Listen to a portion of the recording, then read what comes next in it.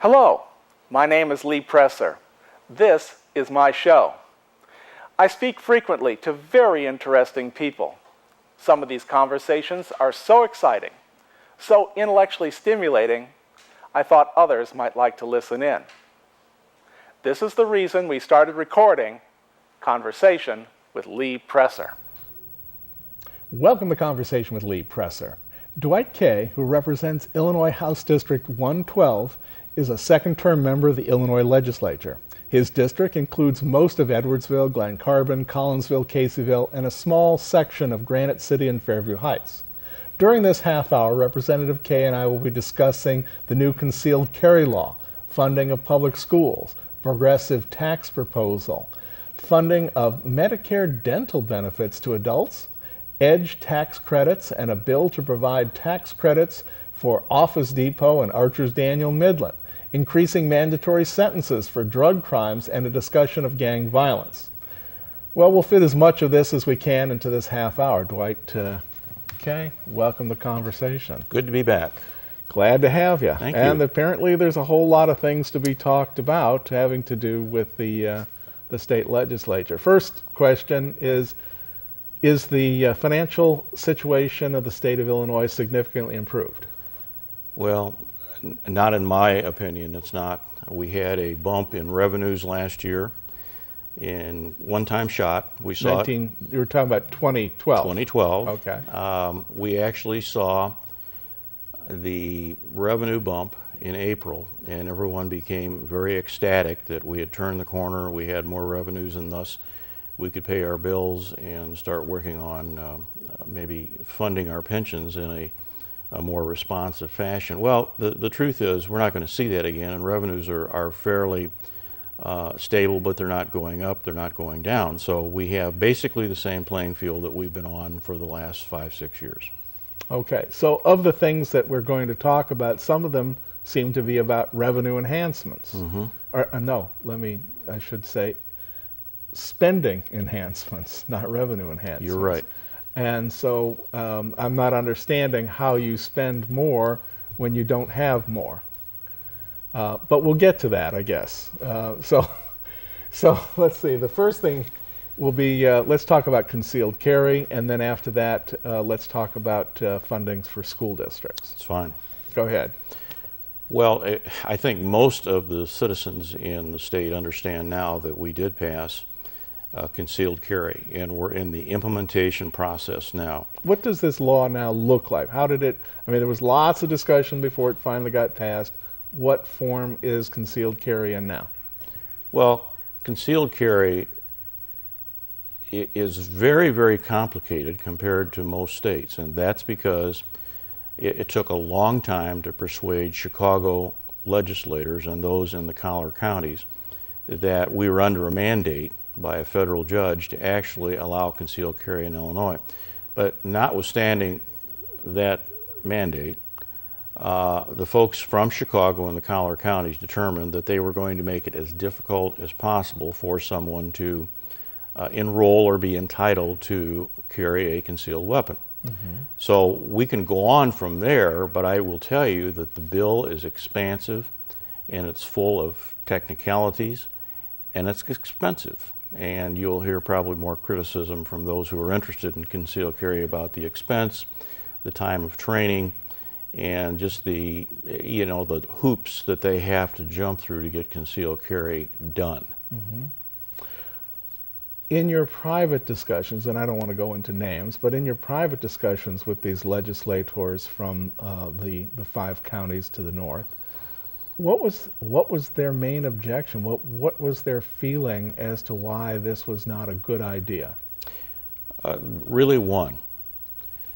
They felt like it would make Chicago unsafe or more unsafe than it is today. I was going to say, it's when the national news is carrying like every week, multiple homicides in a weekend in Chicago, things couldn't get too much worse, could they? Well, or is that what they're thinking, that it's going to get worse? One would think not. In fact, I think the argument was made in the Judiciary Committee that very possibly concealed carry might be a remedy to some of the gun violence in Chicago. That's speculation, and I don't know whether it's true or false. But I suspect that some of these people are afraid that Chicago would turn into what we used to call a Western movie. well, likely.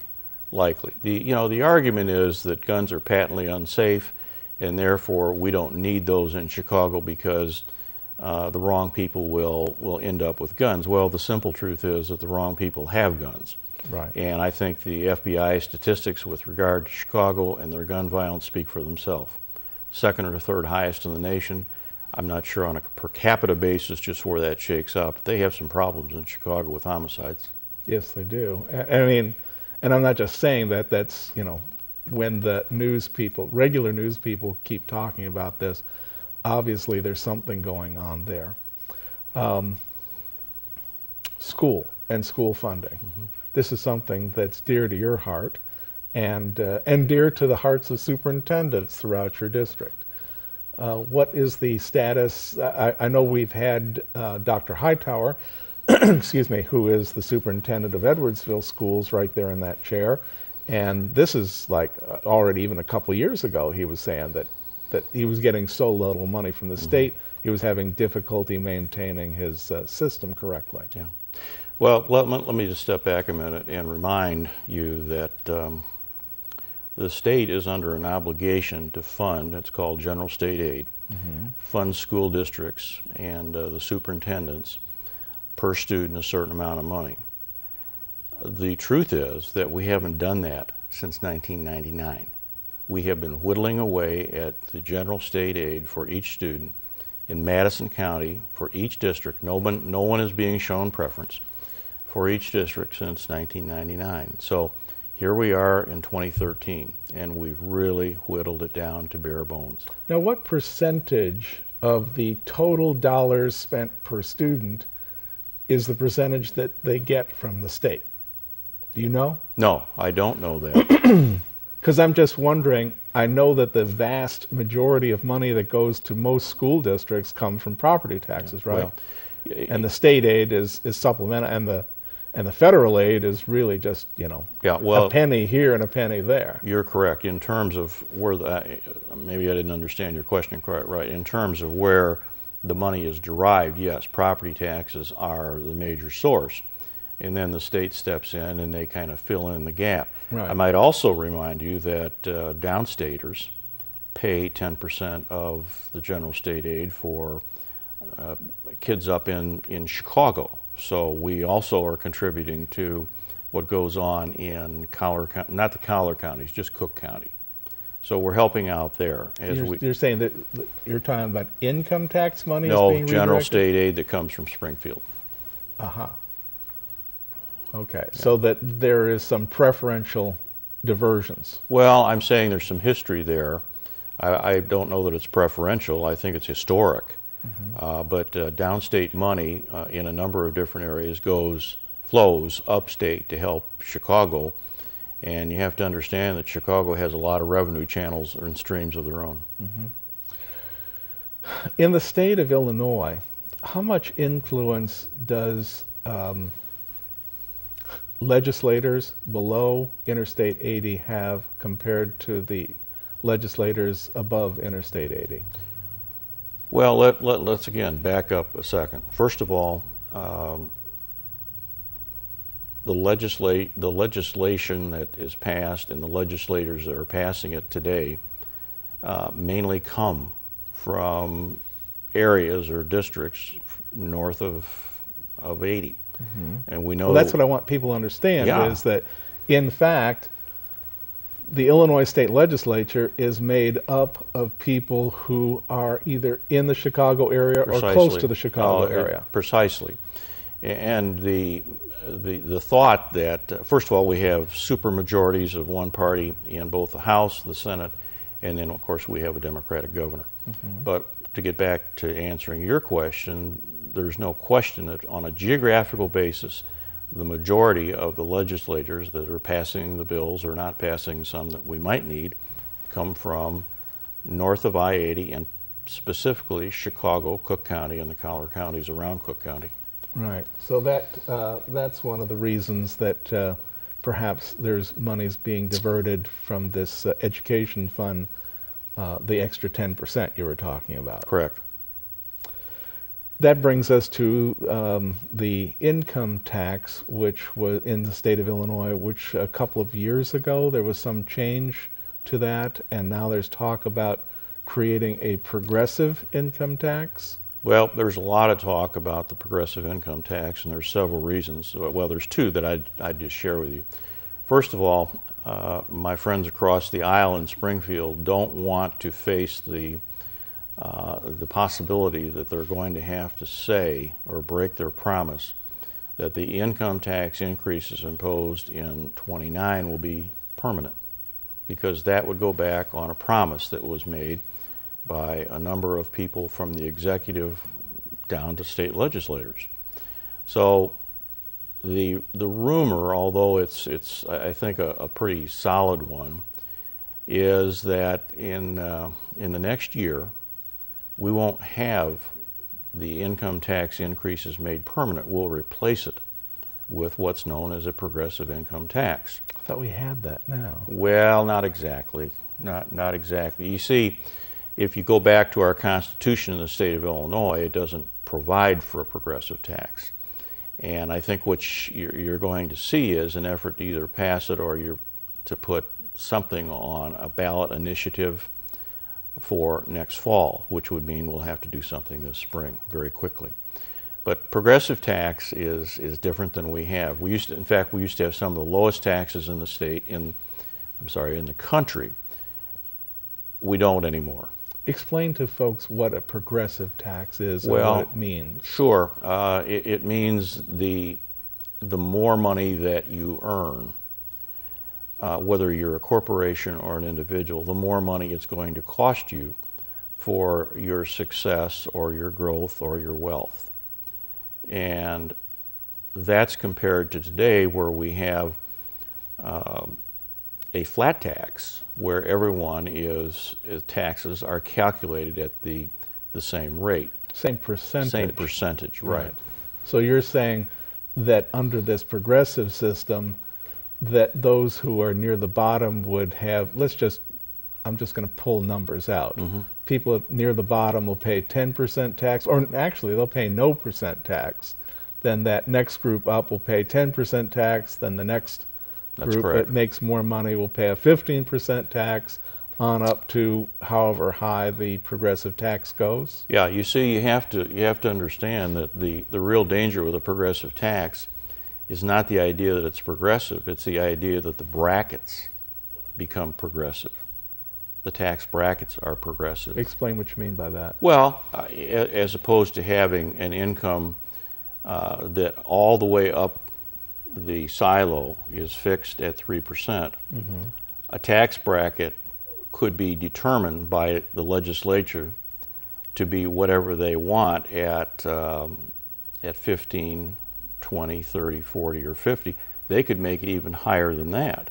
So you're saying somebody who made $1 million income in a year could wind up paying 50% of that in taxes, as opposed to the person who earned $25,000 that might pay 10%. There's no question about it. The danger is taking away the known, which used to be 3%. Now it's higher. It's 5 or 7%. Taking that away, which is a known factor, and now with the progressive tax, throwing the known into an unknown arena where, let's say, a $10,000 or a $20,000 tax base would cause you to fall into maybe a 15% bracket.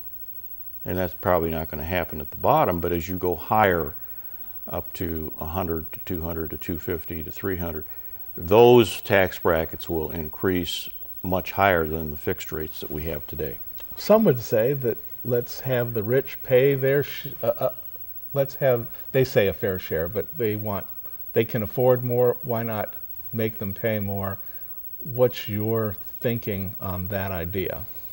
What is negative about a progressive tax from your perspective? Well, two things are negative. First of all, Illinois, as I said, used to be a low taxing state. It's now a high taxing state. So that impacts the people who live here and the businesses that are doing business here. And if you pass a progressive tax, you're going to stick another nail in the coffin, so to speak, for the state of Illinois, because people are not going to tolerate a progressive tax. When you say people, you mean business people? I'm talking about individuals and business people. Which brings us to this whole thing about Office Depot and Office Max recently merged into Office Depot, and then Archer's Daniel Midland. Both of these organizations, the Illinois Legislature is thinking about giving them money in order to come to or stay, keep offices in the state of Illinois? As a matter of fact, last week a bill passed out of the House, and essentially there was really more than Archer Daniels Midland in there.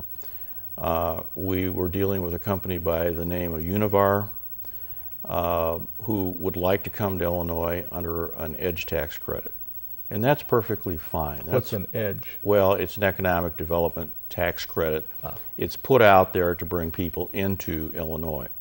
That's if you read the tax provision that EDGE falls under, that's precisely what it's meant to do. But it doesn't apply to Archer Daniels Midland, and we should be real clear about that. They're a great company. They employ a lot of people, but to say we're going to give them an EDGE tax credit to move executives from Decatur to Chicago, in my view, doesn't qualify for that. So I hated to vote against Univar, but I didn't think it was right to reward Archer Daniels Midland simply to move in state. Now the argument made by, the counter argument to mine was, well, they'll move somewhere else. So now we're back into the bailout scenario, or one where we're being hustled as taxpayers in the state because we're up against the threat that we are from an economic standpoint or an environmental standpoint, it's not a good environment for business. So guess what? If you don't pay me what I think I need to make a profit or to make that extra margin, then we're going to pick up and we're going to go to Iowa, Oregon, Missouri, Indiana, etc. And that's bad policy for us to get into that trap. Well, just stepping back one beat in this discussion, we were just talking about progressive tax. And so you have legislators apparently in the Illinois Legislature that are talking about buying the loyalty of certain companies, but at the same time, once these companies are here, about taking more percentage of their taxable income. And that's a very interesting observation. And again, I'm going to step back one moment. That's not going to sell very well, the proposal that you just suggested. People ought to know within Madison County, and if not the state, that when we have given, and I'm going to say bailouts in the past, when we've been hustled in the past or the taxpayer has been fleeced by companies in Illinois, all we have done is simply reduce the amount of available money from the increases that we imposed in 2009. Mm-hmm. So that makes little sense. It's like a dog chasing his tail, and by the way, the taxpayer then ends up the loser. So giving tax breaks, EDGE tax credits where they're not due, is the wrong thing to do. I gather that, we got about 10 minutes here. I gather that in the state of Illinois, that the Affordable Care Act has become an issue in Springfield as it has in many capitals across the country. What are your colleagues in the legislature thinking about the Affordable Care Act here in November, early November, mid-November now of 2013? Yeah, that's a great question. First of all, people need to understand that the legislature never voted to become a participant in ACA, in the Affordable Care Act. The governor decided on his own, and so here we are today now. By creating the exchanges? Well, doing everything that's necessary to comport, so that we get 90% of, you have to understand, the ACA actually does give you some money back to get up and running. Now, let's be clear. There's some people who don't understand that when we say Affordable Care Act, and then when they hear the word Obamacare, that these two things are the same. They're the same animal. They're right. They're identical. Obamacare is a slang name for the Affordable Care Act. Correct. Okay, so now we've established that. People understand we're talking about Obamacare, Affordable Care Act. Correct. So, again, the governor signed us up, and all governors didn't do that. So with that came a lot of responsibility, mainly on the technological side, getting us up to speed with systems so that we could comply with not only registering people, but also making sure that comparisons could be made with what we now call navigators, which basically give you cost comparisons for insurance.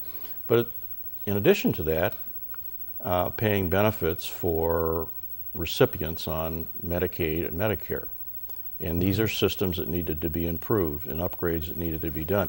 The problem we have is that our systems are so antiquated that we entered into an intergovernmental agreement with the state of Michigan, a no-bid contract for almost $200 million, the largest contract in the history of the state of Illinois.